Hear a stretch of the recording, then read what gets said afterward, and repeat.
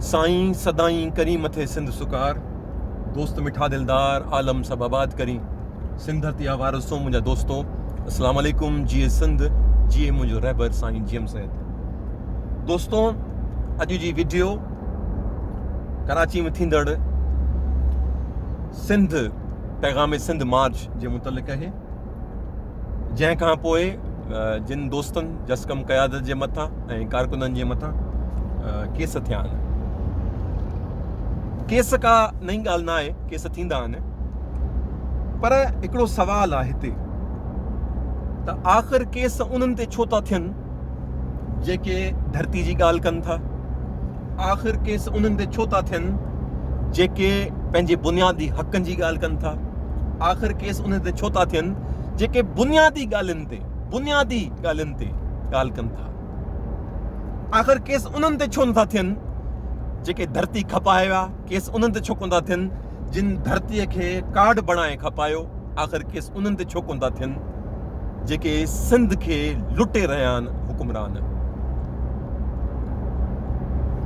को बि धरणो थिए थो, हर माण्हूअ खे हर शहरीअ खे हक़ आहे पंहिंजे बुनियादी हक़नि जे लाइ आवाज़ उथारण जो।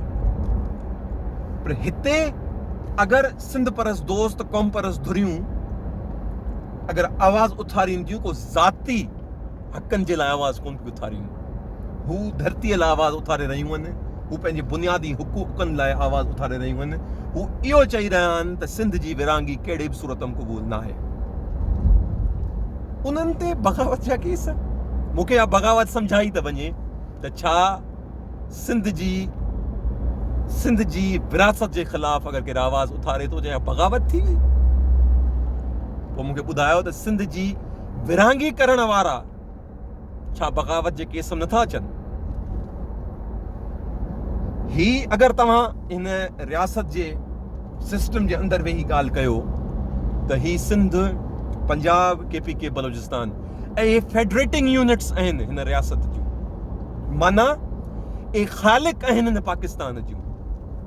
अगर हिन पाकिस्तान खे ख़ालिक करण वारियूं फेडरेटिंग यूनिट्स अगर इन जी विरासत जी ॻाल्हि थी कई वञे त छा इहा बग़ावत न आहे। मूंखे तव्हां इहो सम्झायो त जेके हिन रियासत जूं फेडरेटिंग यूनिट्स आहिनि, सिंध, पंजाब, KPK, बलोचिस्तान, हलो ॿियनि खे छॾे ॾियो, सिंध त उहो वाहिद फेडरेटिंग यूनिट आहे जंहिं सभिनि खां पहिरीं हिते असेंबलीअ में बिल पास कयो। त मूंखे इहो ॿुधायो, ऐं ही जेके बग़ावत जा केस थिया आहिनि इन्हनि जी मुज़म्मत न कंदुसि। उन जी वजह छा, मुज़म्मत करण जो फ़ाइदो न आहे, छो त साईं जीएम सैद ते केस थिया, शहीद बशीर ख़ान ते केस थिया, सिंध जी जेकी बि ॻाल्हि कंदो आहे उन्हनि सभिनि ते केस थींदा आहिनि। ऐं रुॻो उसूली ॻाल्हि करे रहियो आहियां, जेकी फेडरेटिंग यूनिट सिंध आहे अगर उन जी विरासत जी ॻाल्हि कई थी वञे त इहा बग़ावत छो न आहे। इहा बग़ावत छो न आहे। उहा सिंध जेकी ख़ालिक आहे, उहा सिंध जेकी 70% हिन मुल्क खे रेवेन्यू ॾे थी, उन जी विरासत जी ॻाल्हि करणु बग़ावत छो न आहे। जंहिं महिल सिंध जी विरासत जी ॻाल्हि कनि था MQM कई, उन खां पोइ हाणे कुझु ॿियूं धुरियूं वफ़ाक़ वारियूं बि डायरेक्टली इनडायरेक्टली कनि थियूं, डायरेक्टली ऐं इनडायरेक्टली कनि थियूं। उन्हनि जे ख़िलाफ़ बग़ावत जा केस छो न आहिनि। जॾहिं पिटो निज़ाम हिन पीपल्स पार्टी आंदो त उन्हनि जे मथां बग़ावत जो केस छो कोन पियो थियो। आख़िर उन्हनि जे मथां छो थो बग़ावत जो केस थिए जेके सिंध जे बुनियादी ॻाल्हियुनि ते ॻाल्हाइनि था। मूंखे तव्हां इहो ॿुधायो, 100 इल्ज़ाम हूंदा सिंध परस्त क़ौम परस्तनि जे मथां, 100 इल्ज़ाम हूंदा, पर मूंखे इहो ॿुधायो अॼु ताईं जेके बि रैलियूं, एहतजाज, धरणा थिया आहिनि, उन मूंखे तव्हां इहो ॿुधायो त कहिड़े सिंध परस्त लीडर जो, क़ौम परस्त लीडर जो को ज़ाती झगड़ो हो। कहिड़े सिंध परस्त या पंहिंजो क़ौम परस्त दोस्त चयो त बाबा मुंहिंजी बनीअ ते कब्ज़ो थियो आहे, कंहिं इहो चयो त बाबा मुंहिंजो पाणी बंदि थी वियो आहे, कंहिं बि कोन कयो हूंदो। अॼु ताईं जॾहिं बि सिंध परस्त दोस्त निकिता आहिनि त सिंध लाइ निकिता आहिनि। 100 इल्ज़ाम ॿिया हणजनि, भले 100 इल्ज़ाम लॻनि। मूंखां बि माण्हू पुछंदा आहिनि न क़ौम परस्तनि ते ही इल्ज़ाम आहिनि, ही इल्ज़ाम, बाबा सभु इल्ज़ाम अखियुनि ते।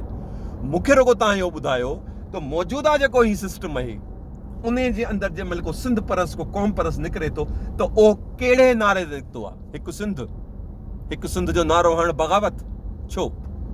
पोइ कढो PML N ते FIR, पोइ कढो पीपल्स पार्टी ते FIR, पोइ कढो MQM ते FIR, पोइ इन सभिनि ते FIR कढो न, छो इन्हनि बि बार बार बग़ावत कई आहे। कहिड़ी? मिसाल जे तौर ते हींअर अगरि पीपल्स पार्टी, नून लीग ऐं ॿियूं पार्टियूं अगरि चवनि थियूं त मौजूदा जेको हुकूमत आहे वफ़ाक़ जी, इनखे रियासत आंदो आहे, इनखे आर्मी आंदो आहे। बाबा ही त पोइ सिधो सिधो आर्मी जे ख़िलाफ़ ॻाल्हाइण, बग़ावत जो केस कयो न मथां, इन जे मथां बग़ावत जो केस छो कोन था कयो? बग़ावत जो केस उन्हनि ते छो थो थिए जेके सिंध जे हिकु थियण जे में ईमान रखनि था? बसि सिंध हिकिड़ी आहे, सिंध जी विरासत क़बूल न आहे। उम्मीद आहे नंढड़ो पैगाम सम्झ में आयो हूंदो। वधि मां वधि शेयर कयो ऐं सम्झो ऐं उसूली ॻाल्हि सम्झो। केस का वॾी ॻाल्हि न आहे, केस का वॾी ॻाल्हि न आहे। केस थींदा रहंदा आहिनि। साईं जियमसद खां वठी हाणे हींअर असांजा मुख़्तलिफ़ क़ौमी दोस्तनि थियनि था। का वॾी ॻाल्हि न आहे। ॻाल्हि उसूल जी आहे त उसूल छो मुनाफ़िक़त आहे उसूल जे अंदरि, छो मुनाफ़िक़त आहे उसूल जे अंदरि। उम्मीद सम्झ में आयो हूंदो।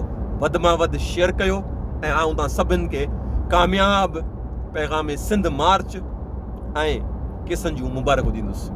महिरबानी। साईं सदाईं करीम ते सिंध सुकार, दोस्त मिठा दिलदार, आलम सभु आबाद करी। जिए सिंध, जिए मुंहिंजो रहबर साईं जियम सैयद।